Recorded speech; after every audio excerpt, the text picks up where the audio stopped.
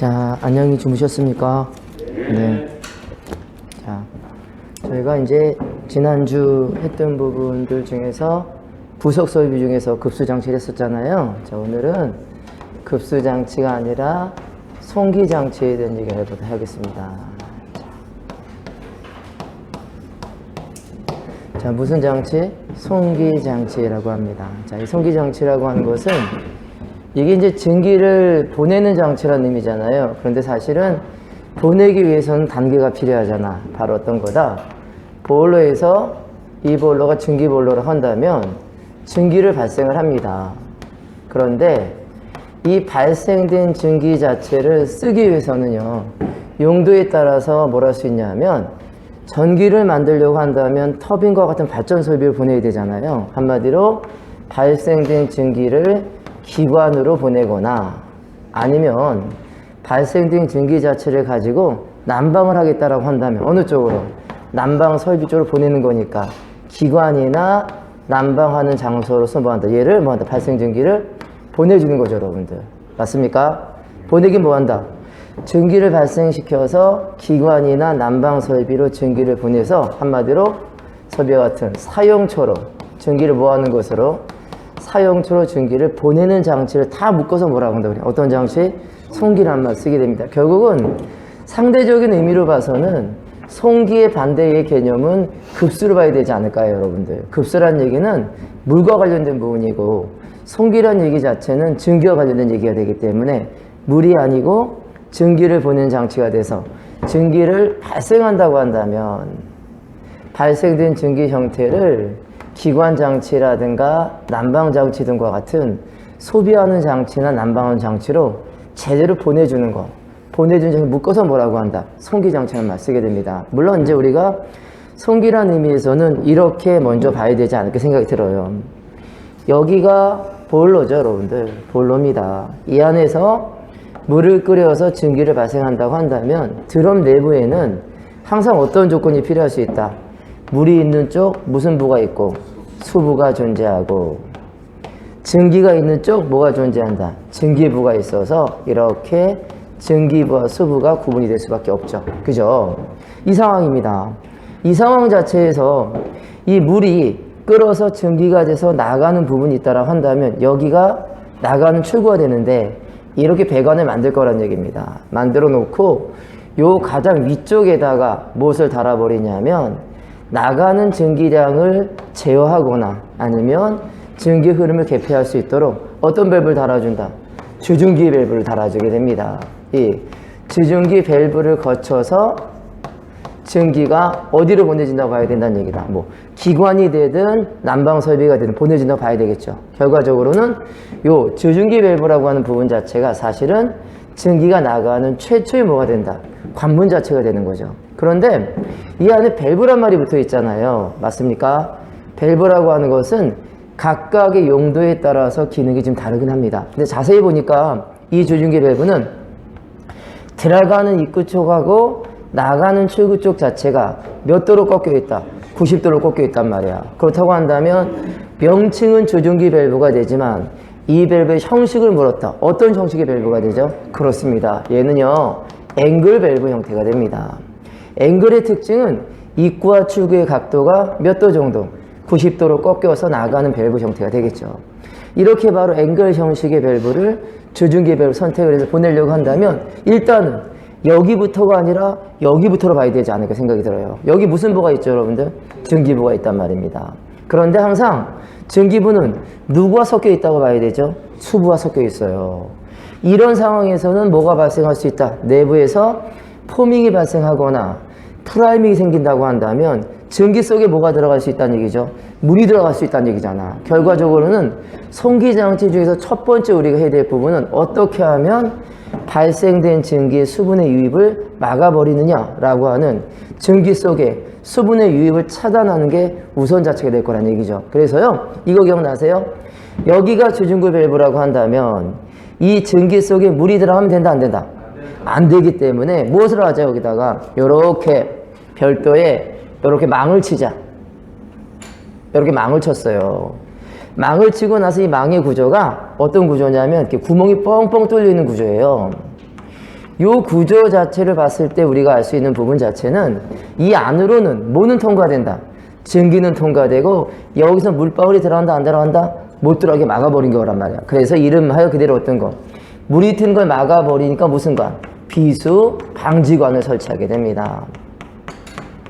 이 비수 방지관의 목적 자체는 원통 구조 보일러에서 다른 말로 얘기한다고 한다면 저압용 보일러에서 드럼 안에 본체 안에 증기 속에 유입된 수분의 흐름을 뭐한다? 차단하는 일종의 어떤 장치가 된다? 송기 장치로 볼 수가 있다는 얘기입니다. 자, 그래서 얘는요 어떤 문제가 있냐면 이 속에 증기가 통과되잖아요. 물은 들어간다 못 들어간다? 못 들어가고 물이 만약에 들어가서 식어버리면 흘러내리게 뭐가 있다? 또 다른 배출관이 있단 말이야. 이런 형태가 되니까 이 안에는 이론적으로는 뭐가 없는 수분이 없는 뭐가 된다고요? 일정한 어떤 부분들 증기가 들어있다고 봐야 된다는 얘기잖아요. 맞죠? 그런데 문제는 바로 뭐다?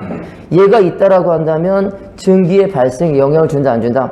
주기 때문에 얘를 설치할 수 있는 곳은 제한적이래. 어떤 제한적이냐면 주중기 밸브와 드럼이 커야 된다고 합니다. 결과적으로 어떤 형태가 되는 거냐면 보일러의 구조가 무슨 보일러처럼 원통 구조 자체의 보일러처럼 어떤 보일러가 된다? 저압용 보일러가 되면서 저압용 이런 원통 구조 보일러 내부에 설치하는 송기장치 하나가 뭐가 된다고요? 비수방지관이 됩니다. 자, 그렇다고 한다면 원통 구조가 아니라 우리가 얘기하는 수관식 보일러를 본다고 한다면 수관 보일러는 드럼이 크다 작다?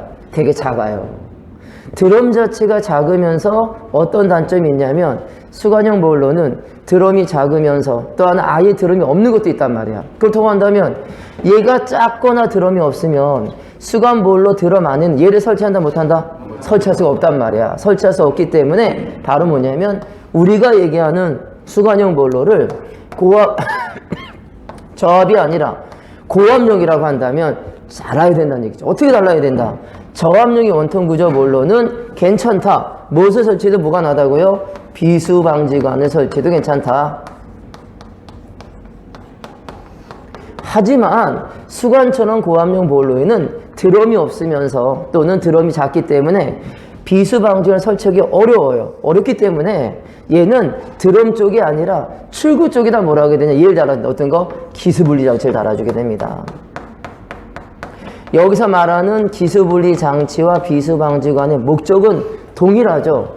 발생된 증기 속에 들어있는 수분의 유입을 차단하거나 아니면 증기 속에 수분이 들어갔다고 한다고 한다면 얘를 분리하는 구조가 되기 때문에 두 개 모두 양질의 증기를 얻기 위한 어떤 장치가 돼야 된다는 얘기다? 송기 장치가 됩니다. 이렇다라고 한다면 이런 보일러 구조에 따른 비수 방지관이나 또는 기수 분리 장치가 있다라고 한다면 어떤 좋음이 있을 거란 얘기죠. 자, 그럼 여기서 만약에 증기 안에 수분이 없는 증기가 배관을 타고 흘러간다고 한다면 이 배관 안에는 뭐만 들어있다는 얘기죠? 증기만 들어있을 거란 얘기잖아. 맞죠? 그럼 증기만 들어있다라고 한다면 이 배관 안에 수분이 없는 증기가 들어갔을 때 장점? 뭐 역으로 얘기한다고 한다면 얘가 없어서 어디 안에 만약에 증기관이 있다라고 한다면 증기관 내부에 뭐가 들어있다 바로 물이 들어있다라고 한다면 자, 뭐가 없기 때문에 비수방지관이나 기수분리 장치가 제대로 역할을 하지 못해서 어디 배관 안쪽에 증기 배관 내부에 뭐가 들어있다? 물이 들어가 있다라고 얘기를 한다고 한다면 그렇죠 여러분들 맞아요. 어떤 문제가 생길까라는 의미입니다. 자, 증기관 안쪽에 물이 유입되어 있다라고 한다면 물의 영향은 어떤 문제가 될까라는 얘기입니다. 다시 얘기한다고 한다면 이 두 가지 장치가 없어서 증기 배관 안으로 물이 들어간다고 한다면 어떤 문제가 생길까라고 하는 근본적인 영향을 생각을 해봐야 되겠죠. 그런가요? 자, 우리가 알고 있는 것처럼 첫 번째 어떤 문제가 생길까? 증기관 안에 물이 들어있다라고 한다면 캐리오버? 캐리오버 형태라고 하는 것은 증기 배관 안으로 물이 들어간 영향이지 물이 있을 때 영향을 물어보는 건 아니잖아. 증기 배관 안에 물이 있다라고 한다면 다른 말로 얘기한다고 한다면 증기 속에 물이 들어가 있다라고 한다면 어떤 문제가 있는가 묻는 거잖아요. 야, 부식이 어서 좋아. 그럼 증기 배관 안에는 증기만 있어야 하는데 물이 들어가서 물 때문에 바로 뭐다? 좋아. 부식을 초래한다. 부식을 초래할 수가 있다. 자, 여기서 말하는 부식이 생겼다는 의미 자체는 설비 자체의 내구력이 떨어지면서 사용 시간이라든가 기간이 줄어드는 그런 문제점이 생기겠죠? 또 어떤 문제가 생긴다? 자, 지금 우리가 흔히 얘기하는 전기는요, 여러분들, 열이잖아, 열. 이 열이 나오는 전기 안에서 물이 들어갔다. 이거는 가장 먼저 생각될 게 하나가 있지 않을까요? 바로 뭐다? 물이 들어가면서 연령이 높아져, 낮아져? 낮아지니까 뭐가 될 수밖에 없냐면 열량이란 뭐가 바로 엔탈피가 증가한다, 감소한다? 전기의 엔탈피가 뭐가 된다? 감소한다고 합니다. 여기서 엔탈피란 말은 총 열량을 얘기하는 거야. 열량이 떨어지는 거지. 거기에다가 만약에 전기 속 안에 물이 들어갔다라고 한다면 엔탈피만 떨어지는 게 아니라 어떤 문제가 생긴다는 얘기다. 그렇습니다. 전기 온도가 저하겠죠, 여러분들. 전기의 온도가 떨어졌다? 뭐 다른 말 얘기한다고 하면 또는 열량이 감소했다? 거기다 부식까지 온다라고 한다면 보일러 설비의 전체적인 뭐가 감소한다? 효율의 감소가 온다는 얘기죠. 한마디로 일은 열심히 하고 결과를 못 본다는 얘기가 되는 거지. 가장 치명적인 거죠. 그래서 네 번째 조건을 따진다고 한다면 전체적인 무엇값 자체가 효율이 감소하는 문제가 생겨버립니다. 이렇게 효율이 떨어지고 전기 온도가 감소하고 엔탈피가 감소되고 부식이 온다라고 한다면 전기보일러가 갖고 있는 효율을 잃어버리게 된단 말이에요. 이걸 막기 위해서는 필사적으로 뭐가 필요하다? 여러 가지의 장치가 필요하다. 그 첫 번째 관문이 바로 뭐냐면 원통 구조 보일러는 비수 방지가 아니다. 어찌됐든 간에 전기 속에 물이 들어가지 않도록 막아주는 원통형 저압용 보일러의 첫 번째 송기 장치는 얘부터 시작을 한다. 하지만 우리가 알고 있는 고압이라고 하는 수관용 보일러 형태는요, 압력이 높아요. 높다란 얘기는 드럼이 작거나 없다라는 의미가 되기 때문에 이 안에다 얘를 달 수가 없어. 얘를 달 수가 없어서 뭘 달았다? 기수분리 장치를 달아주니 기수분리 장치는 뒤에 무슨 말이 붙어 있습니까? 비수 방지관이 아니라 기수를 뭐하는 것, 전기와 무릎을 분리하는 장치란 말이야. 그럼 장치란 얘기는 원리에 따라서 움직일 수밖에 없다는 얘기니까 어떤 원리를 쓰는 거에 따라서 기수분리 장치 종류는 달라지겠죠, 여러분들. 그래서요, 아시는 것처럼 우리가 얘기하는 고압용 보일러, 또 뭐 다른 말로 얘기한다고 한다면 수관용 보일러 안에서 들어있는 물과 전기를 분리하는 전형적인 송기 장치 하나라고 하는 기수분리 장치는 무엇에 따라서 어떻게 분리가 되는가라고 하는 원리에 따라서 그 종류를 다르게 표현하게 된다고 합니다. 결국은 여기서 또 관건은 뭐다? 기수분리 장치를 분리하는 장치가 필요하겠죠, 그죠, 여러분들? 그래서요, 아시는 것처럼 우리가 기억하고 있는 기수분리 장치 종류 형태는 원리에 따라 첫 번째 뭐가 있다? 맞아. 이거 기억나세요? 사이클론식. 이 사이클론이란 말은 이름에서 알 수 있는 것처럼 어떤 원리를 사용하는 거죠, 여러분들? 얘는 원리가? 그렇습니다. 바로 원심력을 쓰는 거 아닙니까, 여러분들? 자, 두 번째, 또 뭐가 있다? 스크래버 방식. 이 스크래버라고 하는 것은 걸러내는 장치가 되긴 하는데 물을 뽑아낼 때 쓰이는 장치, 이 스크래버 방식이야. 그다음 또 뭐냐면 배풀식이라든가 또는 건조 스크린 방식이라든가 해서 건조 스크린이라든가 배풀식이라든가 스크래버 방식이라든가 사이클론이라고 하는 것은 우리가 은희한 어떤 방식이란 얘기죠? 기수분리 장치 종류 자체가 됩니다. 되겠습니까? 되겠나요? 자, 이렇게 사이클론이란 얘기는 원심력을 통해서, 스크래버란 말 자체는 뭐 물을 통해서 뽑아내는 것이고, 배풀형이나 건조 스크린, 이 방식 모두가 우리가 얘기하는 뭐가 된다? 바로 기수분리 장치가 되는 겁니다. 그렇습니까? 그래요, 안 그래요? 예. 자, 이때 바로 이 원리에 따라 이 종류 자체의 역할은 그냥 원심력이든 또 일반적으로 뭐 관성력이든 이런 형태가 되든 뭐가 되든 상관이 없어. 종류가 중요한데 어디 속에 들어가는 장치가 된다는 얘기죠. 저압용 보일러가 아니라 고압인 무슨 보일러에? 수관용에 쓰이는 기수분리 장치 종류가 이 네 가지가 된다는 거 우리가 알아두셔야 합니다. 되겠습니까? 자, 이렇게 먼저 뭐가 됐다? 맞아.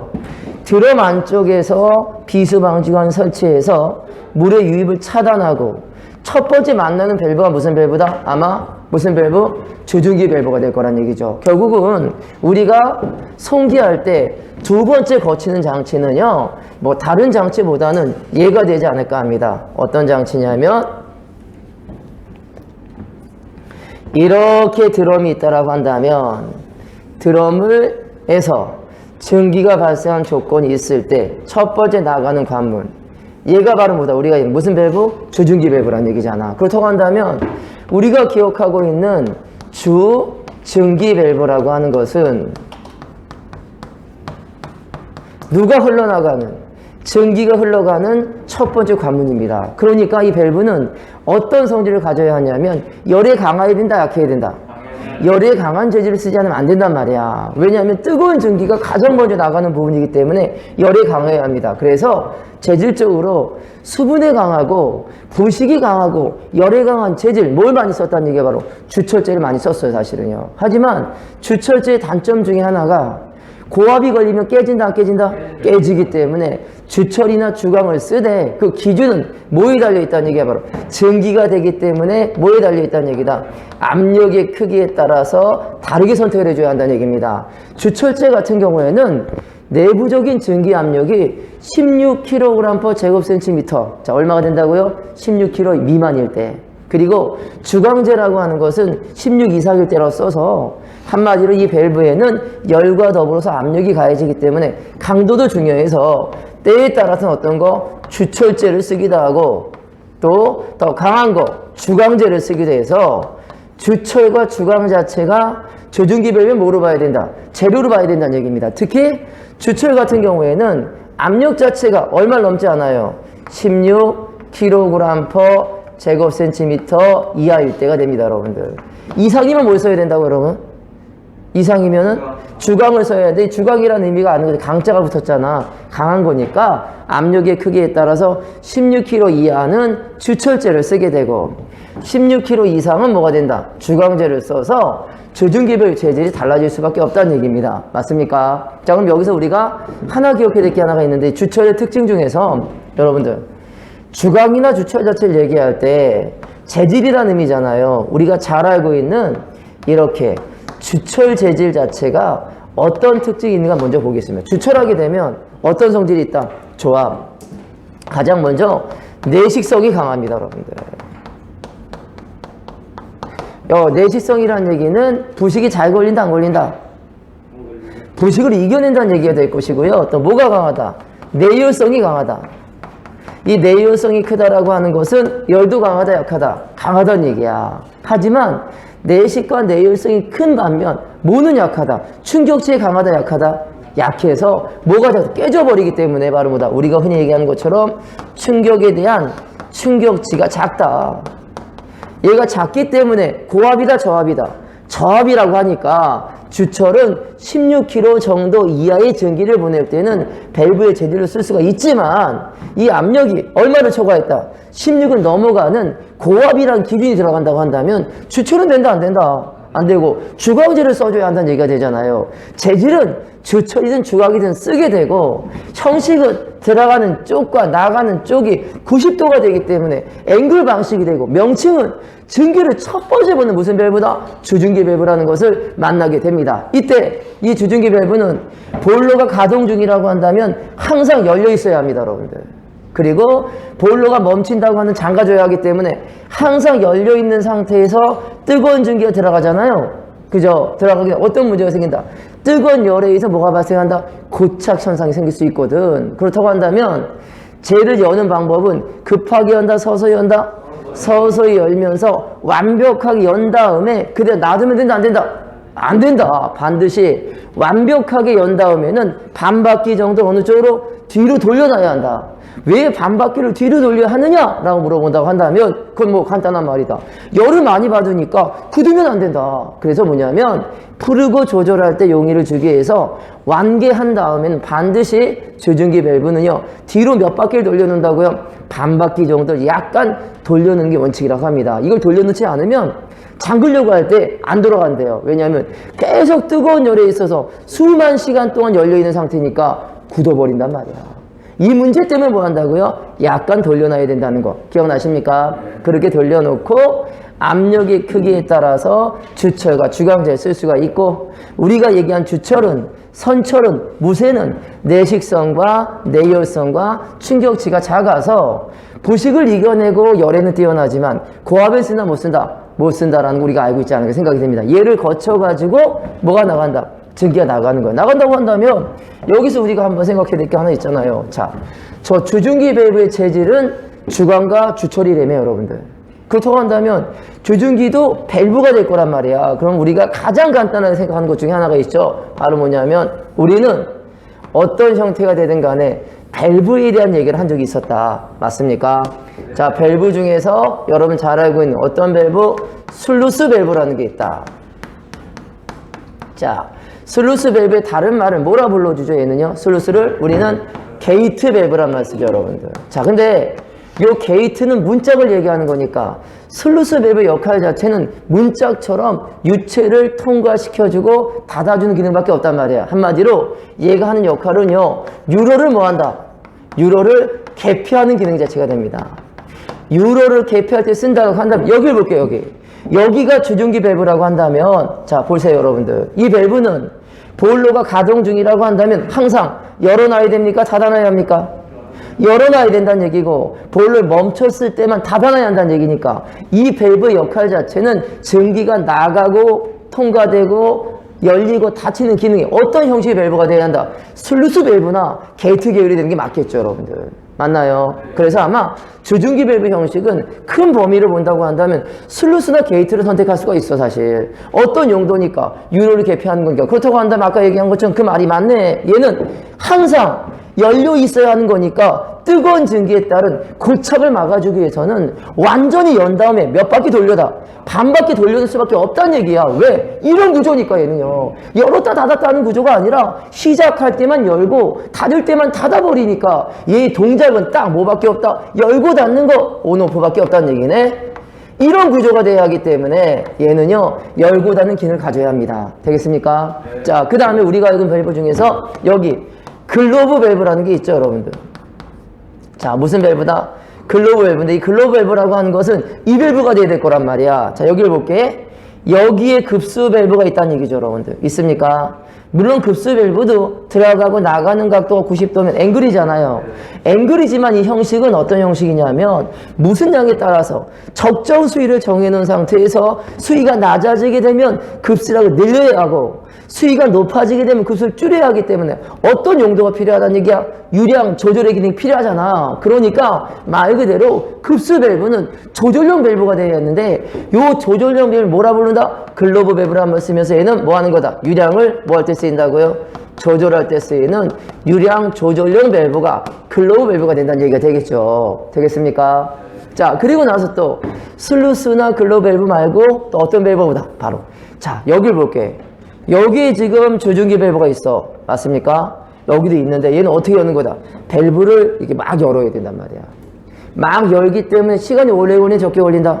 오래 걸린단 말이야. 그런데 만약에 신속하게 차단이 필요하거나 안전 차단 용도가 필요하다고 한다면 시간을 줄여야 하기 때문에 뭘 만들었다? 바로 플러그 밸브라는 걸 만들어옵니다. 플러그 밸브 또는 뭐라고 한다? 콕이란 말 써서 콕 밸브란 말 쓰는데, 이 플러그 밸브나 콕 밸브는 개폐 각도가 열고 닫는 개폐가 몇 도로 꺾인다고요? 90도로 꺾이는 거야. 이것처럼 여기에 배관이 있는데 얘가 핸들이 이러면 이거 뭐다? 열려 있는 거죠, 여러분들. 얘를 내리면 닫히는 거잖아. 이것의 장점은 뭐가 될까? 이것의 장점은 90도만 열면 잠기고 90도만 열면 열리기 때문에 무엇을 자랑한다? 신속한 개폐를 자랑한다는 얘기잖아요. 한마디로 플러그는 콕 밸브는 무엇을 위해서? 아주 신속한 개폐를 위해서 만들어져서 개폐 각도가 몇 도밖에 되지 않는다. 90도밖에 되질 않아. 우리 집에 있는 가스레인지의 중간 밸브가 콕이잖아, 그거 여러분들. 90도로 열고 닫잖아요. 이런 용도가 된다고 합니다. 자, 그리고 유체가 있다라고 한다면 열고 닫는 것도 중요하긴 하지만 못도 막아야 된다. 한쪽으로 흘러야 하기 때문에 무슨 밸브? 무슨 밸브? 체크 밸브가 필요하죠, 여러분들. 이 체크 밸브라고 하는 것은 다 알고 있는 거니까 넘어갈게요. 뭐 하는 거다? 역류를 방지하는 거다. 역류를 방지해서 유체를 어느 방향으로만, 한쪽 방향으로 흘러오게 만드는 게 뭐가 된다? 체크 밸브가 되겠죠. 자, 그리고 마지막으로 어떤 거? 감압 밸브. 맞습니다. 요 감압 밸브라고 하는 것은 압력을 뭐 하는 거다? 감압, 떨어뜨리는 거예요. 압력을 낮게 만들어서 누구에 맞는 압력으로? 사용자에 맞는 압력으로 바꿔주는 밸브가 무슨 밸브다? 감압 밸브가 된단 말입니다. 특히 감압 밸브는 그럼 어떤 장치를 봐야 된다? 증기 압력을 떨어뜨려서 증기 압력을 일정한 압력 유지하기 때문에 어떤 설비를 봐야 돼? 당연하지! 증기를 만드니까 어떤 거? 송기장치가 되는 거죠, 여러분들. 그렇습니까? 이렇게 바로 밸브들 중에서도 가장 먼저 주중기 밸브는 들어가고 나가는 각도가 90도인 앵글식을 취하고 있고 그 밸브의 형식을 따진다고 한다면 차단용의 슬루스 밸브 형식이 되지 않겠느냐. 그리고 뜨거운 열이 통과되기 때문에 열에 따른 압력에 따라서 재질이 바뀌어야 하고 또 하나는 완패한 다음에는 반드시 몇 바퀴 돌려놓는다고요? 반 바퀴 돌려놔야 하는 이런 역할을 갖고 있는 게 뭐가 된다? 우리가 얘기하는 주중기 밸브가 되겠죠, 여러분들. 되겠습니까?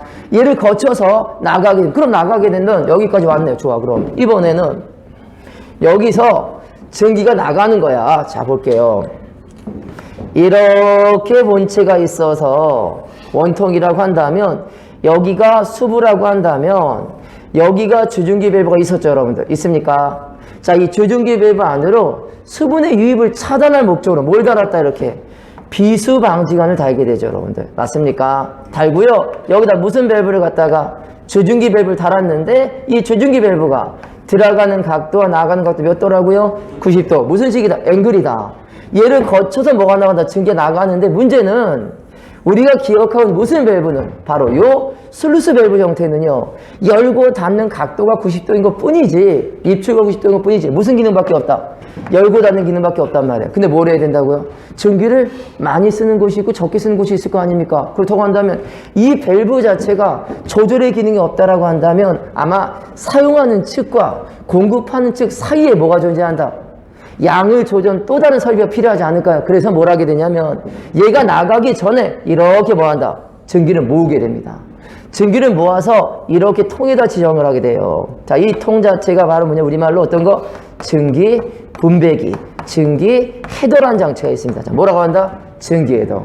1차적으로 보일러 내부에서 비수 방지관을 거쳐서 나온 증기는 주중기 밸브를 거치게 된다. 배관을 거쳐 흘러가면서 어디에 만나게 된다고요? 첫 번째 만나는 장치가 누가 된다? 바로 증기 분배기, 증기 해도가 되는데요. 이놈의 역할은 다른 말이 필요 없다는 거예요. 자, 무슨 증기를 모아서? 양질의 증기를 모아가지고 증기를 모아서 뭐 한다? 효율적으로. 자, 그냥 보내주는 게 아니라 효율적으로 뭐 해준다고요? 분배해주는 하나의 송기 장치가 바로 뭐냐면 증기 해도라고 합니다. 결국은 분배가 된다는 얘기는 이 해도에 1층으로 가는 배관, 2층으로 가는 배관, 3층으로 가는 배관, 4층 가는 배관 다 나눠져 있다는 얘기니까 여기 뭐가 필요하다? 얘가 개폐 밸브면 여기 무슨 밸브? 조절용 밸브가 달려있단 말이죠, 여러분들. 무슨 밸브가 달려있다? 조절 밸브가 달려있어요. 마치 무어서 이런 방식의 무슨 밸브? 유량을 조절하는 조절용 밸브가 달려있겠지, 당연히. 그런데 이 조절용 밸브는 이 밸브가 아니래. 무슨 밸브냐면 이 밸브랑 어떤 거? 요 놈은요. 자, 글로브 밸브는 이게 돌리는 거잖아요, 여러분들. 핸들 자체가. 근데 그걸 돌려버리면 속도가 많이 걸리는 적게 걸린다? 많이 걸리기 때문에 바로 뭐다? 헤드에 부착이 되는 이 밸브는 이름하여 어떤 거? 버터플라이 밸브를 설치한다고 합니다. 자, 이 버터플라이 밸브란 얘기는 밸브 봉의 모습이 나비 날개처럼 생기는데요. 이 밸브의 장점은 첫 번째, 신속한 개폐가 돼요. 두 번째, 조절, 유량을 뭐 할 수 있다? 조절할 수 있어서 유량을 조절할 수도 있고 신속한 개폐가 가는 무슨 밸브? 버터플라이 밸브를 헤더에 설치해서 무슨 기능을 겸하게 만든다? 이 밸브가 열어주고 닫아주는 역할밖에 없기 때문에 제대로 쓰기 위해서 조절용의 밸브, 이 밸브가 들어왔다는 얘기죠. 이걸 달아서 어디 안에다가 증기 헤더 안에 이 증기를 저장하니까 헤더는 임시 뭐로 봐도 괜찮다. 증기를 저장하는 탱크로 봐도 상관없겠죠. 자, 그렇습니다. 누가 만들어진? 증기보일러가 만들어내는 양질의 증기를 임시 보관하고 있다가 많이 필요한 곳으로는 많이 보내주고 필요 없는 곳은 잠가버리고 적게 필요한 건 적게 보내고 이걸 가능하게 만들어서 조절과 개폐가 가능한 이 밸브를 통해서 얘를 효율적으로 보여준다고요. 나눠주고 분배해줘서 전체적인 증기의 무엇을 갖다가 효율을 높여준 장치 하나 뭐가 있다고요? 해도가 있다고 합니다. 따로 이 해도는 어떤 목적이다? 첫 번째, 증기를 뭐한다? 나눠준다. 되겠습니까? 나눠주지만 어떻게 나눠준다고요? 효율적인 뭐가 된다는 얘기죠? 분배가 됩니다. 그 다음에 앞에 무슨 말이 붙어 있어요? 자, 만약에 제가 여기서 증기를 뽑았어. 지나가는 과정에서 뭐가 발생한다? 증기가 식어버릴 수 있겠지.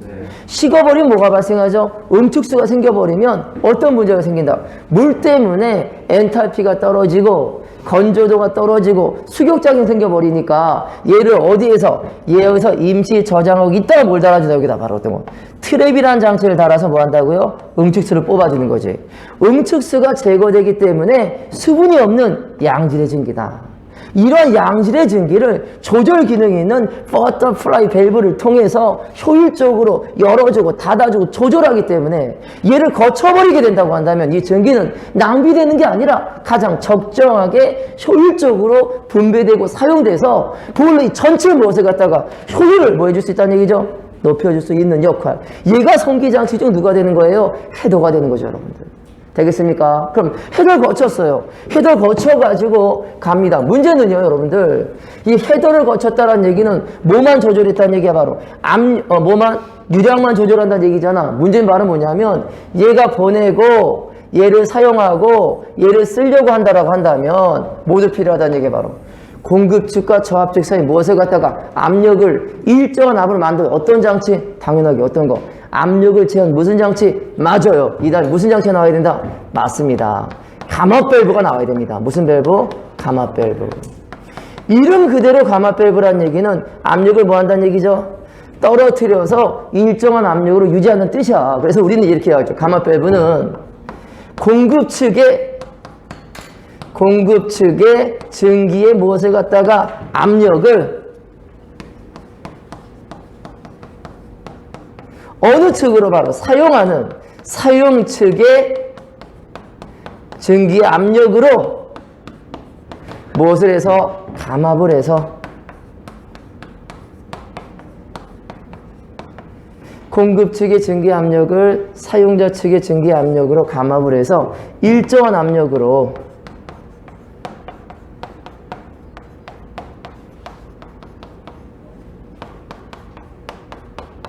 공급하는 송기장치 하나가 바로 무슨 밸브다? 가마 밸브다. 그렇구나. 여기는 보일러에서 본다면 얘는 공급 측의 압력일 것이고 얘가 거치면 우리 집에 들어오게 되면 뭐가 된다는 얘기죠? 사용자 측이 돼버리는데 공급하는 압력과 사용하는 압력은 같다 틀리다? 뭐냐면 공급 측의 압력을 사용자 측의 압력으로 감압해서 일정하게 공급하는 장치가 있다. 얘가 무슨 밸브가 된다? 가마 밸브가 되는 겁니다. 물론 이 과정은 여러분들 잘 생각해 보세요. 공급 측의 압력을 무슨 압력으로 바꿔버린다고요? 그럼 여기는 수동이라는 얘기, 자동이라는 얘기야. 당연히 가마 밸브는 자동제를 쓸 수밖에 없어요, 여러분들. 무엇에 따라서 공급 측의 압력이 높든 낮든 상관이 없습니다. 공급 측의 부하 변동이 크든 작든 관계가 없어요. 반드시 누구를 거친다고 한다면 이 장치를 거쳐버리게 되면 우리가 알고 있는 것처럼 무슨 압력이 돼버린다고? 사용자 측의 압력 바뀌어버리겠죠, 여러분들. 맞습니까? 이 장치가 어떤 장치다? 가마 밸브라고 한다면 얘가 어떻게 만들어지는지를 봐야 되겠죠, 당연히. 자, 그래서 한번 보도록 하겠습니다. 자, 가마 밸브는 두 가지가 나와야 돼. 공급 측하고 무슨 측이 나와야 된다? 사용자 측이 나와야 하기 때문에 여기가 바로 여기가 공급 측이라고 합니다, 여러분들. 공급 측이라는 얘기는 뭐 보일러나 공장이 되겠죠, 여러분들. 여기서 증기를 쏴주는 거죠. 쏴가지고 얘가 어디까지 와야 된다는 얘기죠? 얘가 어디까지 와야 된다? 공급, 사용자 측까지 와야 된다는 얘기잖아요. 사용 측까지 와야 합니다. 문제는 여기서 보내는 압력은 고압일 거란 얘기고 내가 쓰는 압력은 뭐가 된다? 저압일 거란 얘기니까 저 고압이 와서 우리 집에 도달할 때 무슨 압력으로? 저압으로 바뀌어야 하기 때문에 이 중간 단계에서 압력을 뭐 하는 거? 감압하는 기능에 무슨 밸브? 이 밸브를 달아줘야 한다는 얘기입니다. 그래서 어느 쪽에다가 중간에 있다고 보자 이렇게 여러분들. 여기가 이렇게 어떤 밸브가 있냐면 이렇게 생긴 무슨 밸브? 감압 밸브가 있는 겁니다. 얘가 무슨 밸브다? 감압 밸브다. 자, 이 밸브가 존재해서 자 어느 쪽에서 고압 측에서 공급 쪽에서 증기를 보내는데 얘가 감압을 하는 거라고 한다면 여기 라인은 고압이 온다는 얘기잖아요, 여러분들. 고압이 오기 때문에 무조건이죠, 여러분들. 감압 밸브 이전에는요, 이 배관 자체가 어떤 배관이냐면 강관 중에서도 고압으로 이겨내는 고압 배관을 써야 한단 말이야. 그래서 우리가 금요일날 공부했는데 뭐라고 했냐면 우리가 기억하고 있는 강관의 종류 중에서 고압용 배관은 압력 자체가 얼마 이상이다? 100kg 이상이라는 얘기는 10메가파스칼 이상의 압력 견디는 거. 무슨 배관? 맞죠? S, P, P, H관을 써줘야 한다는 얘기죠. 무슨 배관 쓴다고요? H, S, P, P, H관. 무슨 배관이다? 고압 배관형 탄소관을 쓴다는 얘기죠, 여러분들. 그러니까 여기는 어떤 압력이 들어와도 견딘다, 안 견딘다? 견딘다. 고압이니까 견디겠지. 견디겠지. 근데 문제는요, 여기를 거치면 저압이 되잖아요, 여러분들. 저압이 되는데 이 배관을 고압으로 설치할 필요가 있습니까? 없습니까? 없죠. 만약에 얘를 고압으로 설치하면 나쁘진 않지만 비싸지기 때문에 뭐 한다? 감압 밸브 이후에는 뭐로 한다? 고압용 배관이 아니라 무슨 배관? 압력 배관으로 바꿔줘야 한단 말이죠. 얘가 저압관이 돼야 된다는 얘기입니다. 저압 배관이라고 한다면 우리가 얘기한 바로 어떤 것 주로 압력관이면 SPP, 뭐 S관 정도 써줘야 되지 않을까 생각합니다. 그죠? 어떤 배관이다? 압력 배관형 탄소 관관 정도 써서 압력이 나온다는 의미가 되겠지. 결국은 감압 밸브가 자기 역할을 못하면 여기서 고압이 나오면 얘는 어떻게 돼? 얘는 터진다, 안 터진다? 터져버리겠죠, 당연히. 왜? 얘는 뭐니까? 일반이니까, 압력이니까. 고압은 고압을 견디는데 고압이 그대로 들어오면 얘는 된다, 안 된다? 안 된다. 그래서 한번 생각해 볼까? 우리가 금요일에 뭐라고 그랬냐면 요 SPP관은요, 뭐가 돼? 압력이 10메가파스칼 이상이라고 그랬어요, 여러분들. 그리고 여기 나와는 SPPS관은요, 얼마다? 1에서 얼마까지다? 10메가까지라고 한다면 이 10메가파스칼을 넘어서는 부분에서 얘가 터진다, 안 터진다? 터져버린단 말이야. 그러니까 어쩔 수 없이 뭐냐면 감압 밸브의 고압측 라인이 아니라 저압측 라인에는 얘가 고장나서 터졌을 때 문제를 뭐하기 위해서 해결하기 위해서는 보완장치가 필요합니다. 안전장치를 달아줘야 하는데 여러분 생각에는 어디에 달아야 될 것 같아요? 고압측에 달아야 합니까? 저압측에 달아야 합니까? 당연하지. 감압 밸브에서의 안전장치는 고압은 문제되지 않아. 다 뭐로 만들었으니까? 고압으로 만들었으니까.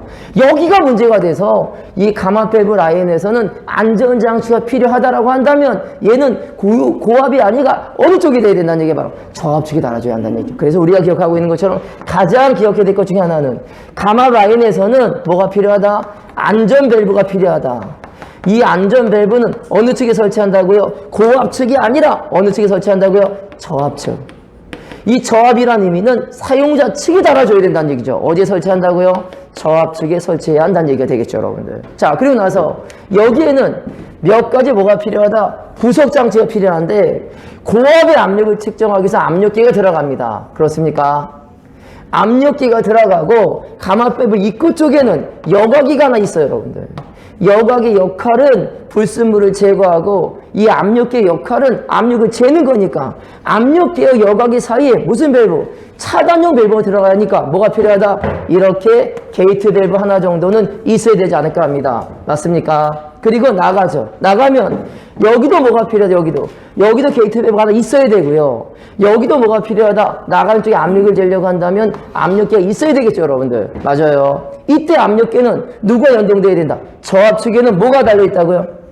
안전 밸브가 달려있으니까 여기 뭘 달아야 된다? 그렇습니다. 바로 이렇게 안전 밸브의 설치 위치는 압력계 연동돼서 감압 라인에서는 어디에 달아준다? 바로 사용자 측, 저압 측에 달아주는 게 원칙이 된다는 얘기죠.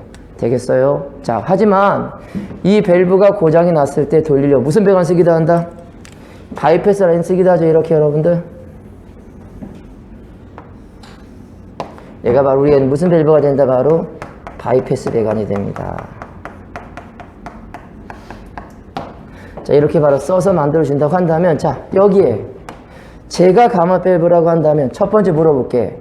가마 밸브에 들어가는 부속들은 압력계 필요하고, 게이트 밸브 필요하고, 여각이 필요하고, 가마 밸브 들어가고, 안전 밸브 들어간다. 되겠습니까?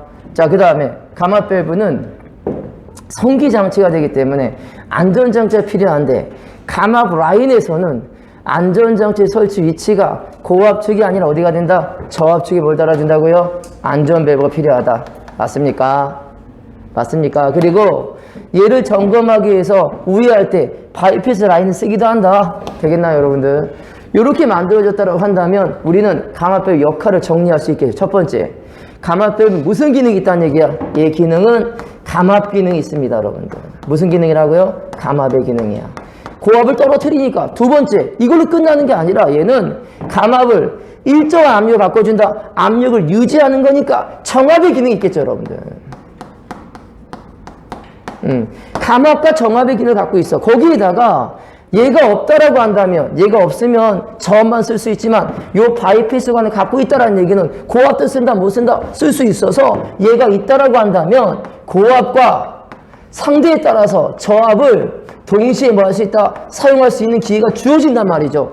바이패스 라인을 통해서 고압을 얻을 수가 있고, 감압 밸브를 거쳐서 저압을 사용하기 때문에 감압 밸브 자체는 압력을 떨어뜨리는 기능과 압력을 유지하는 기능과 더불어서 고압과 저압을 뭐한다? 동시에 쓸 수 있는 역할을 갖고 있는 송기 장치가 무슨 밸브가 된다? 감압 밸브가 되는 거죠.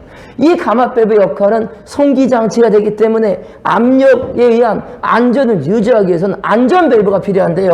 이는 위치는 고압축 라인이 아니고 어디가 되어야 된다는 얘기야? 저압 라인을 설치한다. 그럼 얘를 거쳤다라고 한다면 우리는 공급 측의 압력이 얼마가 되든 간에 부하 변동이 어떻게 바뀌든 간에 내가 쓰는 압력은 항상 일정한 무슨 압력으로? 정압으로 쓰고 있다는 얘기가 되는 거죠. 되겠습니까? 이런 역할을 누가 한다는 얘기다? 송기장치 중 감압 밸브를 하게 됩니다. 되겠어요? 그러면 어디에서 주중기 밸브 거쳐서 헤더를 거쳐가지고 감압 밸브까지 왔어요, 여러분들. 맞습니까? 왔는데 이번엔 뭐가 된다? 문제가 생겼어. 우리 집에서 전기를 쓰지 못했어. 다 남았어. 이 남아도는 전기를 버린다, 안 버린다? 안 버려야 하기 때문에 뭐가 나온다는 얘기냐면 드디어 누가 나와야 되는 얘기다. 아, 이 장치를 쓸 수밖에 없어요. 어떤 장치?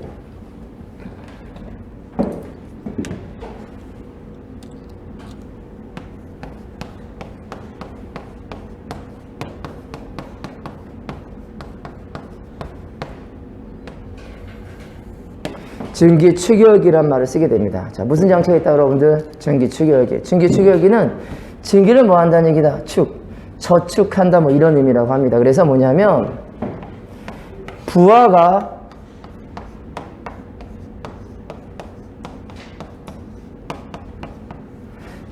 감소한다. 이 부하가 감소한다는 얘기는 뭐가 된다?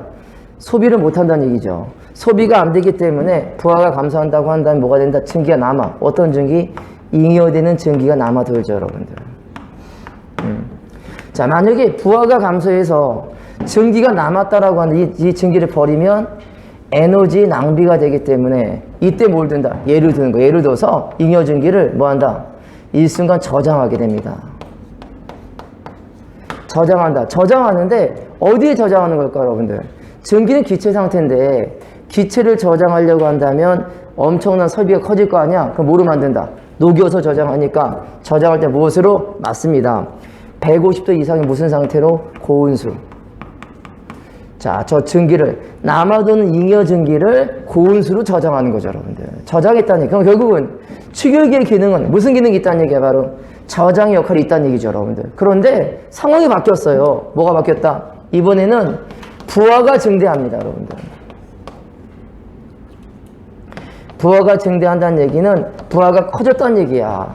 부하가 증대한다는 얘기는 이번에는 공급이 딸려서 뭐가 된다? 전기가 부족하단 말이죠. 부하가 증가한다는 얘기는 뭐가 된다고요? 전기가 뭐하다? 부족한 상태가 돼버린 거야. 그럼 전기가 부족하다는 얘기는 전기보일러가 전기를 만들어야 하잖아요. 그런데 얘는 전기보일러의 부하를 늘리는 게 아니라 얘를 쓰면 되지 않겠느냐라고 해서 부하가 감소할 때는 잉여 전기를 저장하고 있다가 부하가 커져서 전기가 부족하면 얘를 뭐 한다고요? 다시 저장이나 무엇으로? 공급으로 바꿔줄 수 있다는 거예요. 이럴 때 전기가 부족할 때 공급할 수 있다고 한다면 지금 어떤 상태에 저장되어 있는 거죠, 여러분들?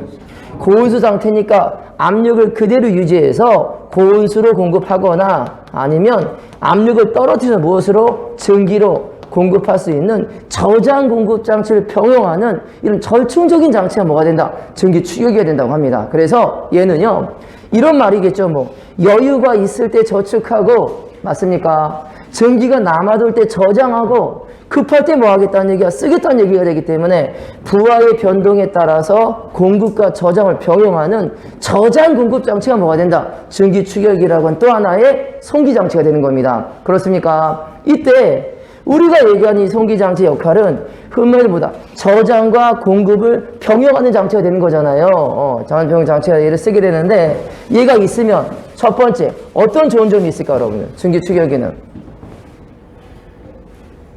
저장도 하고 공급도 하잖아요, 여러분들. 얘가 있다라고 한다면 어떤 역할을 할 수 있는 역할일까, 여러분? 어떤 거? 추격이 있다라고 한다면 가장 대표적인 것은 낭비를 막을 수 있잖아요, 여러분들. 버리지 않는 거니까. 한마디 뭐다? 맞아. 첫 번째 추격기는 낭비를 줄여서 어떤 거? 효율 증대에 있습니다, 여러분들. 자, 무슨 얘기일까요? 전기를 만들었는데 전기가 남았어. 이 남아도는 전기를 버리는 것 자체는 뭐가 된다는 얘기죠? 손실이기 때문에 얘를 막기 위해서 뭐 한다? 얘를 저장하게 되는 거지. 어디에 저장을 한다? 말 그대로 물속에 녹여 저장하기 때문에 이 첫 번째 목적은 어디에 있다는 얘기가 바로 효율 증대에 있다고 합니다, 여러분들. 맞습니까? 자, 그리고 또 얘가 있다라고 한다면 효율도 증대할 수 있고 또 모두 될 수 있다는 얘기가 바로 가장 큰 것은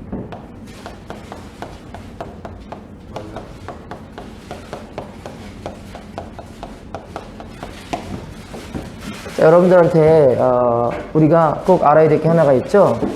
추결기의 역할 자체도 보게 되면 이런 얘기잖아요. 보일러를 운전하는데 생산된 전기를 모두 소비하지 못했다. 이 남아도는 전기를 버리는 게 아니라 저장 설비를 만들어서 온수로 보관하게 된다. 보관하고 있다가 바뀌는 부하 변동에 따라서 전기가 부족해지는 상황이 생긴다고 한다면 얘를 다시 뭐 한다고요? 공급할 수 있다는 얘기는 무엇인가? 우리 앞을 내다보면서 뭐가 필요하다? 몇 가지 정도의 한 수, 두 수 정도의 뭐가 필요할까요? 준비가 필요하다고 보시면 되는 거죠. 여러분들도 지금 이 과정 자체가 앞으로를 살아가는 데 있어서 필요한 뭐를 봐야 된다. 이런 장치 역할이 될 거란 얘기야. 그러니까 절대로 손해보거나 힘들다는 생각하지 마세요, 여러분들. 분명히 결과는 나오니까. 그것은 절대 그럴 이유는 없습니다. 어찌됐든 간에 효율을 높여주는 장치가 바로 뭐다? 이 추결기 자체가 된다는 얘기죠. 영어로 뭐라고 하냐면 이렇게 가끔 나오기도 합니다. 스팀 어큐뮬레이터라고 하기도 해요.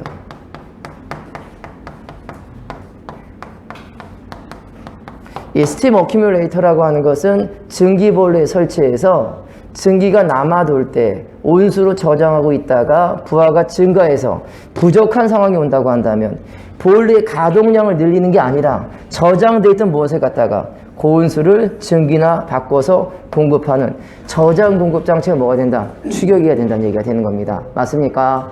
여기까지가 우리가 기본적인 뭐다?